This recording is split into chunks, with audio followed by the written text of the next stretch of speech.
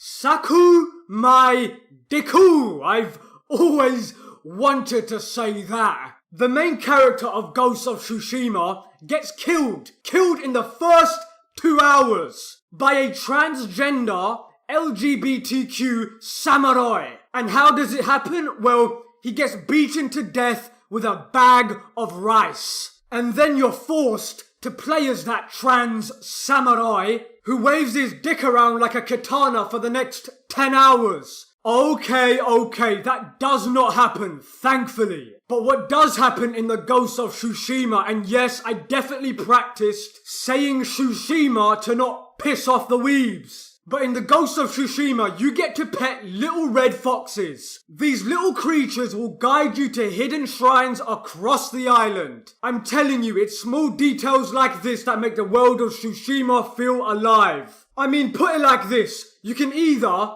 pet a fox in Ghost of Tsushima, or shoot dogs in The Last of Us Part 2. Need I say more? Now, I want everyone to understand that Ghost of Tsushima came out solely to erase the terrible memory of The Last of Us Part 2. And for that, it has earned my support. This game looks like a painting. Every set piece is very, very eye-catching. It's actually visually appealing to the point where it's breathtaking. These developers clearly prioritize the weather, the wind systems, over texture clarity and animation polish, and that's a decent trade-off for me. Legend has it though that the wind in Ghost of Tsushima is powered by the PS4's unholy loud wind turbine fan system. It almost blew my fucking eardrum out. Anyway, as you explore very early on, birds will lead you to missions and secrets like you're some Disney princess, which isn't a bad thing because we all want to put on a dress and feel like a queen sometime, right?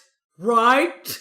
Anyway, there are a shit ton of collectibles. And if you're like me and you spent 100+ hours just doing side missions in The Witcher 3, yeah, a shiny bird will turn you into his bitch sooner rather than later.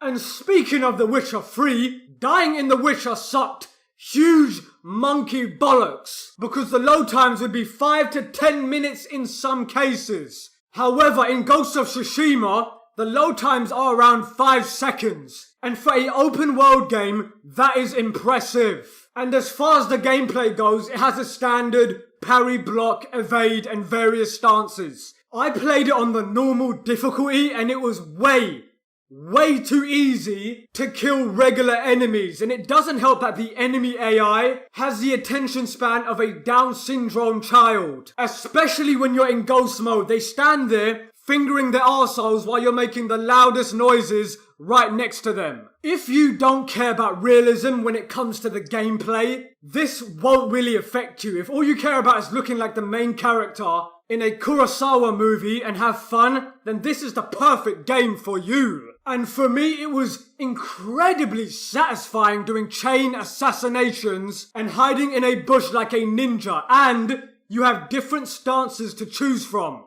4 to be exact, and you use them depending on who the enemy is. And as you get better and do all the side quests like I told you, you'll max out every single skill in each stance. And that is all I'm gonna say, ladies and gentlemen, because I don't want to spoil the game. Every other review I've seen, they're just spoiling way too much. You need to experience this for yourself. Speaking of reviews, the Ignorant Gamers Network, IGN, gave this game a 0 out of 10 because there wasn't enough racial diversity in Japan. They also added that it didn't make them feel like a murderous musclehead with a golf club. Tsushima gives the fans what they want. IGN Ignorant score 0 out of 10.